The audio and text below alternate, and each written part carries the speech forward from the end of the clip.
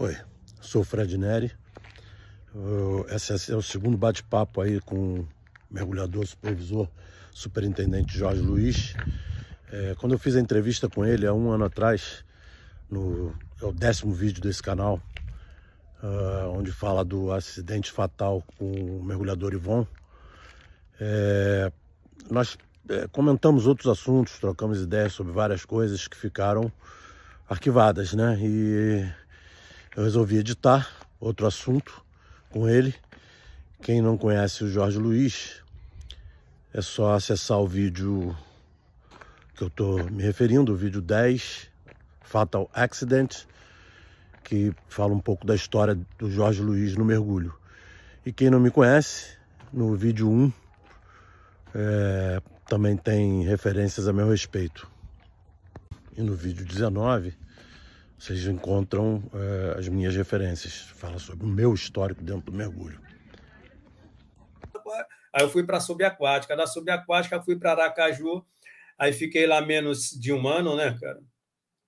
Aí, devido ao meu conhecimento de tabela de tratamento, e graças a Deus eu estava lá no acidente de mergulho que teve, e o supervisor não sabia fazer o tratamento, e eu estava presente, né, cara? Foram 2 caras.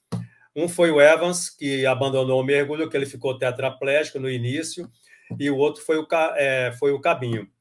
O Evans... Esse acidente foi no mergulho raso? Ou no mergulho raso, isso era mergulho raso.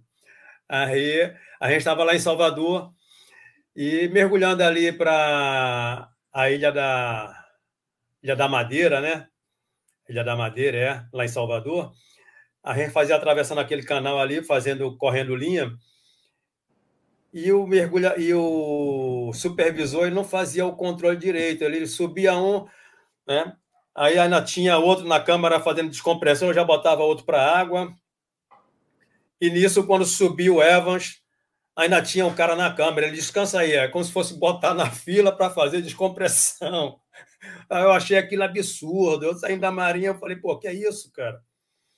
Aí tô enrolando a mangueira, né? Aí eu puxei a mangueira debaixo dele, que ele estava sentado assim em cima da mangueira. Aí eu fui lá e falei, cara, tô puxando a mangueira aí, tá sentindo? Ele disse, não tô sentindo, não.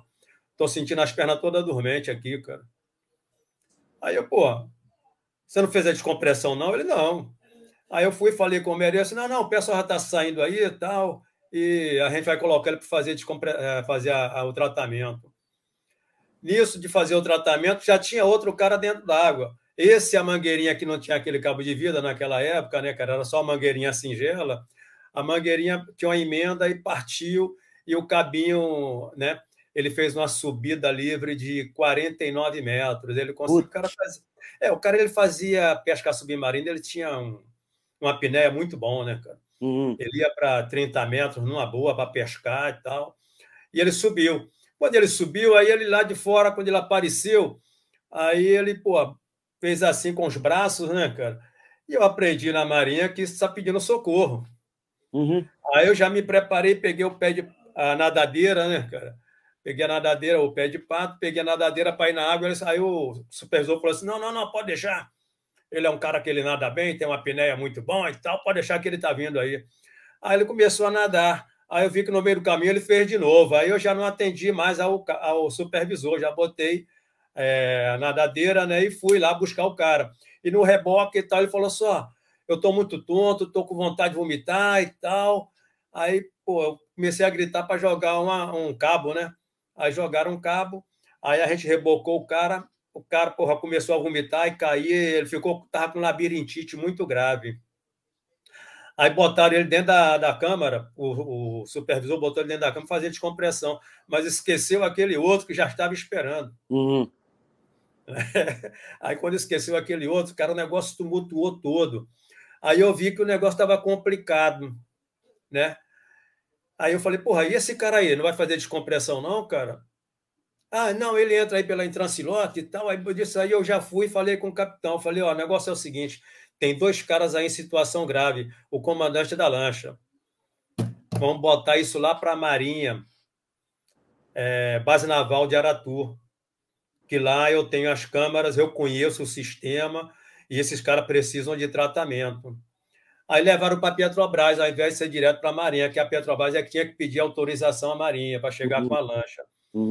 Aí nisso, pô, chegou a Kombi para levar e o cabinho que estava vomitando, né, cara? Aí chegou e, pô, me leva logo. Bora, Evans, bora. Ele, não vou não, vou para o hotel, só estou sentindo um pouco de dormência, não vou não. Falei, bora nessa. Aí o cara, pô, me leva logo, que acho que eu vou morrer. Então a gente levou. Aí pressurizamos o cara dentro da câmara, a câmara não tinha bibs, que não tinha mergulhador, que a gente deu baixa. Eu saí de lá também, né? Saiu eu e o Queiroz também, o outro mergulhador que tinha lá. Aí... Você era da base de Aratu?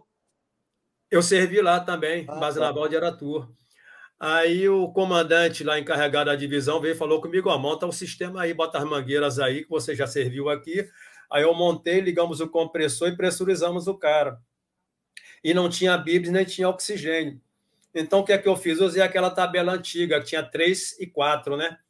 Aí levamos lá para tabela 3, né? Levamos o tempo, nesse período que foi para a tabela 3, ele teve o alívio. E viemos fazendo a descompressão dele pela tabela 3, só no ar comprimido.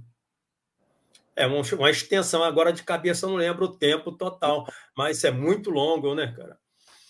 Aí, à noite, quando a gente chegou, né, na parte da tarde, à noite, o cara ligou lá do hotel, falou só, o Evans está aqui paralítico, cara, ele não está mexendo com as pernas, não. Levaram ele lá para a lancha. Eu falei, na lancha fizeram o quê? Pressurizaram ele, está fazendo uma descompressão pela tabela 1A. A tabela 1A é a mais fraca que tem. Isso aí já foi até abolido, já foi tirado. Eu falei, esse cara tão maluco, cara, não pode fazer isso. Aí, de manhã, quando terminou, trouxeram o cara.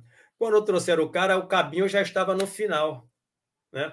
Aí tiramos o cabinho, já chamei o médico, né, o médico lá da base naval de Aratu, eu também conhecia. Aí o comandante encarregado da divisão que eu servi chamou o médico. Aí o médico, por que houve com esse cara aí? O cara chegou na maca, que era o Evans, ele estava tetraplégico já. Puta. Aí chegou e, pô, o médico fez o exame dele e falou assim, né, o problema dele é progressivo. Se demorar muito, ele vai morrer. Tem que botar ele dentro da câmara.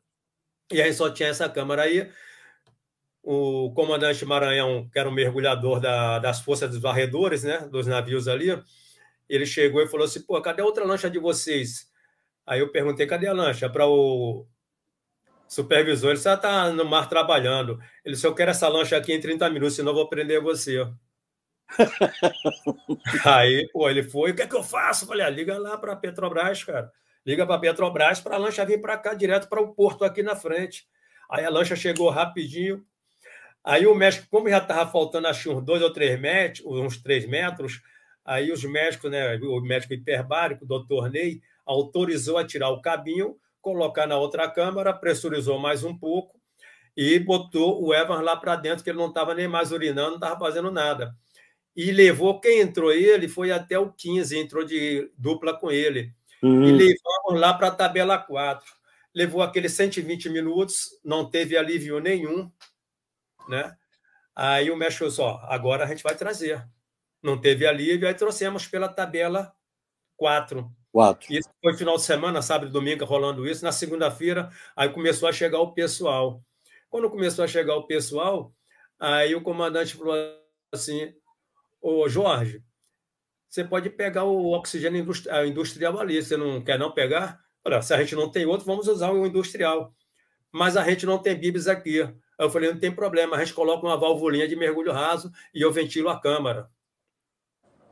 Isso já estava chegando lá aos 18 metros, né, cara? Aí quando chegou, eu entrei, preparei tudo, e nisso que, pô, o cara não sentiu alívio nenhum, ele continuou tetraplégico, né, cara? E eu entrei com um médico para ele urinar, colocar uma sonda que ele não estava conseguindo mais urinar, a bexiga dele estava cheiona. Né? Pô, foi legal você ter falado sobre esse acidente. Você vê, eu trabalhei mais de 35 anos no mergulho fundo, eu nunca soube desse acidente. É a primeira vez que eu estou escutando falar desse acidente. Legal você ter puxado. Isso aí foi pela subaquática, né? Foi pela subaquática. Aí, pô, eu entrei com o médico e falei para ele, expliquei como ele ia fazer, né? Ia respirar e a gente ia ventilar constantemente, né? torcendo para que o compressor não desse fora, que era um compressor elétrico, né, cara? Quando ele começou a fazer justamente o tratamento com oxigênio, ele falou que começou a sentir a ponta dos dedos dos pés, começou a mexer. Aí continuamos, né, fizemos o ciclo completo. Ele saiu da câmara arrastando os pés com dificuldade, mas ele saiu caminhando. Ele entrou na maca, mas saiu arrastando os pés. Depois ele fez a oxigenoterapia aqui fora, mas não voltou mais para o mergulho, que ele ficou com sequela, né? Devido à extensão, o tempo que ele levou para fazer o tratamento, que levaram ele lá para o hotel tal, e fizeram o tratamento errado, né, cara? Levaram ele lá para justamente a tabela 1A. Tabela 1A é coisa simples, né? Você sentir formigamento e tal. Sintoma leve, né? Depende. Sintoma leve, né, cara? Aí foi justamente aí foi quando eu já estava pela subaquática. Aí o Celso Menezes lá em Aracaju falou assim: meu filho, você não tem que ficar aqui, não, você tem que ir para o mergulho fundo. Mas nisso, antes de eu ir para o mergulho fundo, ele falou: você vai dar uma aula de tabela para esse pessoal aqui, tratamento. Ele falou: o supervisor que for reprovado vai ser rebaixado para mergulhador. Aí, foi uma leva, né? Porra, aí a galera chegou e vinha falar comigo: Jorge, porra, me dá umas aulas aí por fora, isso, aquilo, outro, eu pago a você, eu pago por fora, eu pago a cerveja, e ficou né, aquele lance, né, e o pessoal com muito medo, porque o negócio era bizarro, o negócio. Aí quando a gente via como fazer, os caras. Porque você sabe o seguinte: você vai fazer um mergulho de 10 metros, cara, você tem TNR, você tem o nitrogênio residual ali, né?